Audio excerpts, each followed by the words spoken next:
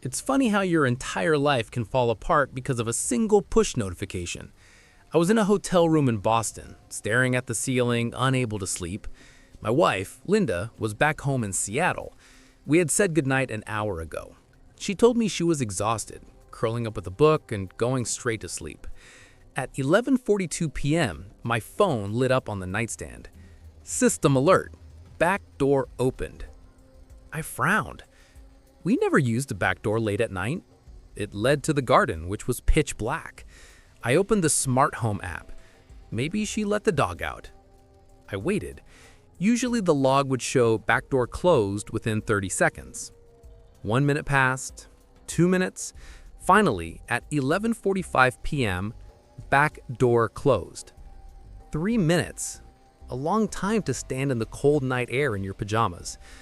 Then came the second notification. Motion detected hallway, followed immediately by motion detected master bedroom. I felt a prickle of unease. Linda said she was already in bed reading. Why was she coming in from the garden? I texted her, "Hey, everything okay? Just saw the backdoor sensor trip." I watched the typing bubble appear instantly. She was awake. Linda, "Yeah, sorry. Leo was whining. Had to let him out. He saw a raccoon or something. I'm back in bed now." It seemed plausible. Leo was a restless golden retriever. I put the phone down, trying to force my brain to shut off, but the X-Files instinct, that gut feeling that something isn't right, kept nagging. I opened the app again. I didn't look at the door sensors this time. I looked at the thermostat. We had one of those smart thermostats that learns your habits. At night, it automatically drops the temperature to 68 degrees for sleep. I looked at the live data. Current setting, 74 degrees. Mode, manual override. Who turns the heat up to 74 degrees when they are burying themselves under covers to sleep? You only turn the heat up if you plan on being uncovered, and you usually don't do it alone. I sat up in the hotel bed, the darkness of the room suddenly feeling suffocating. I switched to the living room camera. It was the only camera we had inside the house. The feed was black. Status? Offline. "That's weird," I whispered. I checked the logs. 11:40 p.m. Living room camera disconnected manually, 2 minutes before the back door opened. Linda hadn't let the dog out. She had blinded the camera, unlocked the back entrance, and heated up the room. She wasn't alone, and my own house was trying to tell me.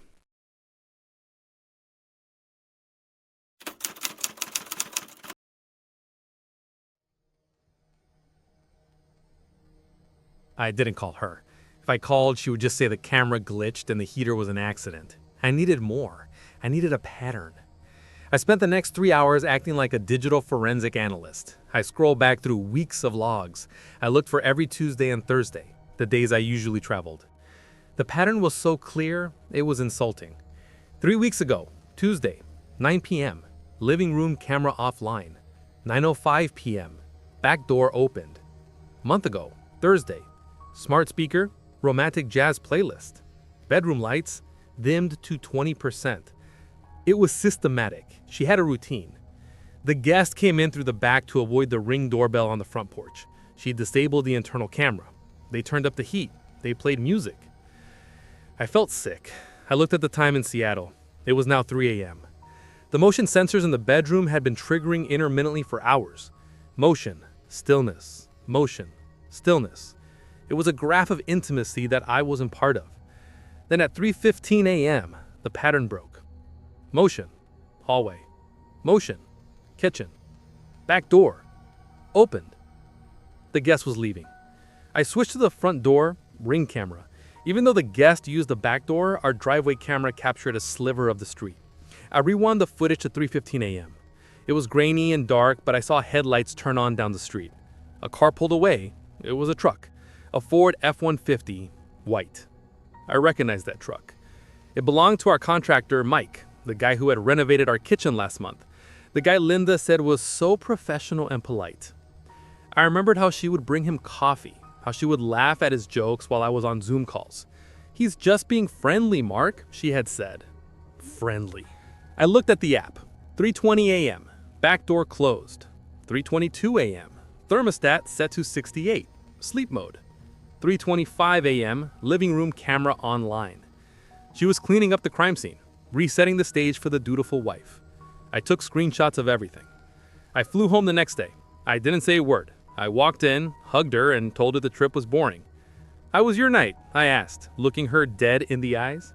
"Oh, quiet," she smiled. "Just read my book and slept. Leo was good." "Good," I said. "The house felt warm when I checked the app. Did you turn the heat up?" She didn't even blink. "Oh, maybe. I felt the chill. You know how drafting his place gets?" I nodded. "Yeah, we should probably call Mike the contractor back. Maybe he can fix the drafts." I watched her face pale slightly, just a flicker of fear. "Mike?" she stammered. "I think he's busy.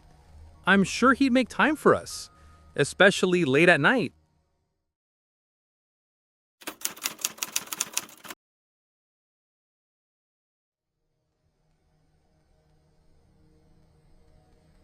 I waited for the next trip. 2 weeks later, "Going to Chicago," I told her. I packed my bag. I kissed her goodbye. I drove to the airport, parked my car, and sat there.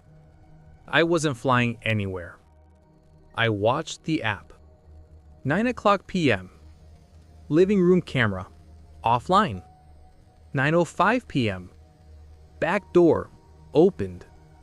Thermostat, 74 degrees. She was doing it again. Mike was in my house. I waited until 11 p.m. The bedroom sensors showed they were, occupied. I opened the smart home admin panel on my phone. I had spent the last week setting up a new automation routine. I called it the X-Files protocol. Step 1. I remotely locked the bedroom door. Our smart locks were on the interior doors too. Click. They were trapped in the master bedroom. Step 2. I accessed the multi-room audio system. I selected maximum volume. I selected a specific audio file I had recorded earlier. In the silence of the airport parking lot, I pressed execute. Back at the house, in the dark bedroom, the speakers exploded with sound. Not music, my voice, booming like the voice of God. Motion detected. Intruder alert. Recording in progress. Then I turned on all the lights in the house to 100% brightness. Flash mode. I checked the bedroom sensor logs. Motion? Frantic. They were scrambling. I tapped the microphone button on the app, which broadcasted directly into the bedroom speaker. "Hi, Linda. Hi, Mike," I said calmly. "Don't bother trying to leave through the back door. I disabled the smart lock. You're stuck until the police arrive. I called them 5 minutes ago to report a break-in." I could hear Linda screaming my name through the app's microphone. Mark, stop! It's not what you think." It's exactly what I think. The thermostat doesn't lie, Linda. 74 degrees? You guys are sweating. I hung up and drove home. When I pulled up, the police cruiser was already there. The officer was talking to Mike, who was standing in the driveway in his boxers, looking humiliated. Linda was crying on the porch. I walked up to the officer. "I'm the homeowner," I said. "Sorry, officer. False alarm. My security system is very sensitive to rats." I looked at Mike, then at Linda. "I'm canceling the contract, Mike. Your work is subpar." Then I looked at my wife. "And I'm canceling the marriage, Linda. You've been evicted." I walked into my house and changed the Wi-Fi password. It was the pettiest thing I could do, but watching her phone disconnect from the network one last time felt like justice. The house was finally secure.